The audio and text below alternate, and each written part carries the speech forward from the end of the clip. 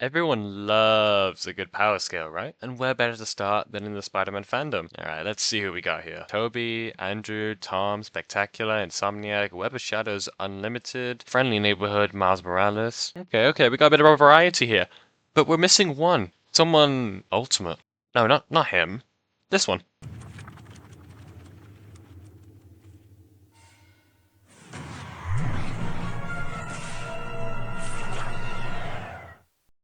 Quite literally no one talks about the Ultimate Spider-Man, and I think that's a bit ridiculous because this guy is absurdly overpowered, and I have no idea why people don't talk about him. Well, actually I do. There are two main reasons. Reason number one, the show replaced Spectacular Spider-Man. Because of the whole rights with Sony and Marvel, this was essentially Marvel's way of saying, we can make our own Spider-Man show. Everyone knows Spectacular. Just the theme song alone could rise people from the grave, that's how much people love it. And yes, I agree, it was a good show, with a compelling symbiote arc and Peter Parker, which is pretty good for 2 seasons in my eyes. The show also ended on a cliffhanger, and fans were not happy about that at all. Reason number two, many people just hated the show, and how they portrayed Spider-Man in this. With this quippy over-the-top, cutaway Family Guy-style Spider-Man, they believed he was a total, mischaracterization of the original Spider-Man. And to an extent, I kind of agree. Spider-Man is generally supposed to be like a semi-humorous guy with a serious linear story, which many people thought was random at the time because of the mass amounts of characters in the show. I mean, we have Squirrel Girl on the show, for God's sake. I mean, who asked for that? But that doesn't mean he doesn't tick all the boxes. On a further rewatch of the whole show, I actually quite enjoyed it. I like the way he was portrayed, to be honest. The quips weren't as horrible. In fact, I actually used some of them. And well, the story is, it's as good as it gets, so I won't really go into that as much. But the main heat of this is what Ultimate Spider-Man actually goes through in the show. What Ultimate does is completely different from the traditional Spider-Man story of being like really grounded in street tier. Yeah, the guy just throws that out the window completely. We'll start by looking at Ultimate's weakest, wink wink, feats and scale our way up to his most crazy ones. So, let's swing into it.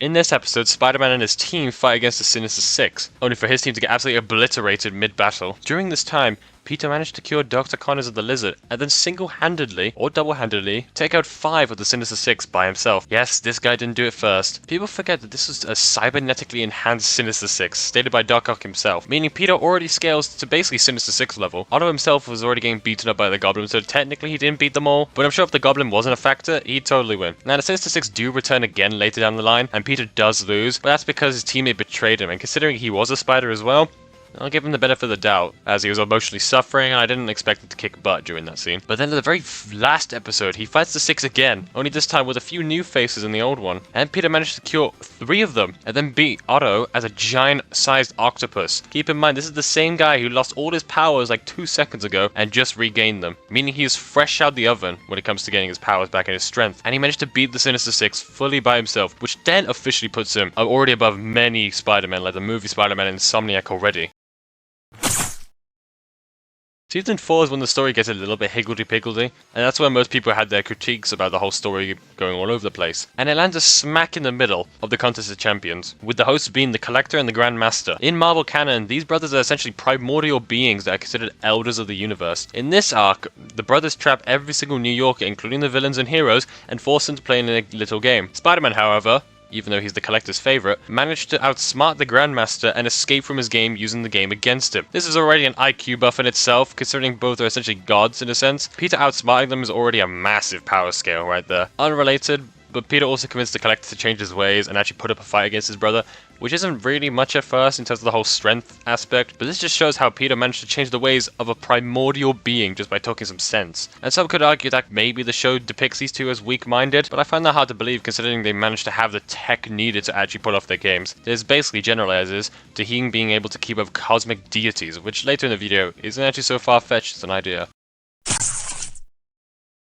This is when the show dives into the whole Spider-Verse shenanigans. Which is funny because this technically means this is the first entry to the Spider-Verse that was animated. Obviously Web of Shadows in the 90s had that covered first, but this was still so huge when the whole Spider-Verse concept was not quite baked. This arc here was covered in 4 episodes, in which 3 of them Peter had been traveling through 6 universes, each containing a different Spider-Man, woman, or pig. The reason being is that the Goblin had been using the Siege Perilous to basically dimension hop between worlds, using the power of Electro as well, and take DNA from each spider variant. And once he did that, he injected himself with said power and became a mutant Goblin Spider. Now if you do some quick maths here, 6 spider DNA smushed all into one, and assuming each one is nearly the exact same, this means Peter is essentially fighting something that is against nearly 500k times more strength than he is at base. And he still managed to put up a fight, well, kinda.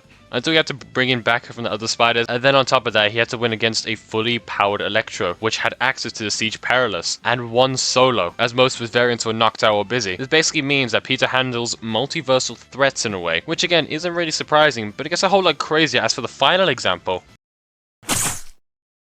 This whole arc of the Spider-Verse is one of the show's highlights in my eyes. The first time I saw the animation change, I was pointing at my screen wondering if I was even watching the same show. And it was so good that we got a Return to Shiganshina arc for this one, where Kid Arachnid and Peter dive into more dimensions to retrieve the pieces of the Siege Perilous that shattered a few episodes prior. But they meet with this guy, Wolf Spider. I really hate this guy's name. As they later find out, this guy is essentially evil Peter Parker.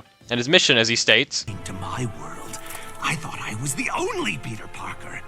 And now, with the power of the complete Siege Perilous, I will be." And at the end, Miles, Peter, and now the recruited Gwen go into the cave to stop him, because this guy apparently managed to off-screen and beat every single Spider-Man, woman, pig, whatever, from each universe, and extracted their life essence, which he then absorbs. Now, before I said that Peter fought a goblin with roughly about 500k times more strength than him, this is essentially infinitely more. And guess what? Peter beats him by tapping into the mindscape that Wolf Spider created and letting him harness every single spider power. Well, kinda. He kinda just convinced everyone to just, use their powers, but I mean, it's kinda cool if you think about it. Now, he did take some blows on the guy, which technically already puts him as withstanding multiversal attacks, because let's be honest, this guy was not holding back. But also, this technically means Ultimate Spider-Man saves the Spider-Verse. But no, this isn't really the same Spider-Verse as this one right here, because, well, this is Marvel, and the other one was Sony, so it can't be possibly interlinked in any way. But it's a good theory. Wait a minute. Do my eyes deceive me? Wait, he was in there? Wait, so that means Ultimate Spider-Man saved the Spider-Verse? Yeah, this little game theory is completely blown out of the water, however, as if this was the case, the Miles and Gwen that he was with would probably be the exact same as the one in the Spider-Verse. But to be honest, it could have been like a future thing, where like after the movie, after Beyond the Spider-Verse, whenever that comes out, these two like did this off screen. And they could just be different versions of Miles and Gwen. I mean, it's not a huge stretch, but I highly doubt it, to be honest. But still a fun theory nonetheless. So yeah, that's proof that Ultimate Spider-Man is probably one of the strongest Spider-Man, if not the most. I know some of you are probably wondering why I didn't mention Cosmic Spider-Man. And that's because, well, his form was temporary in the comics, so I'm talking about like raw power instead of actually gained power, only for like a limited amount of time. But yeah, if you enjoyed this, consider liking and subscribing, and I'll see you in the next essay video.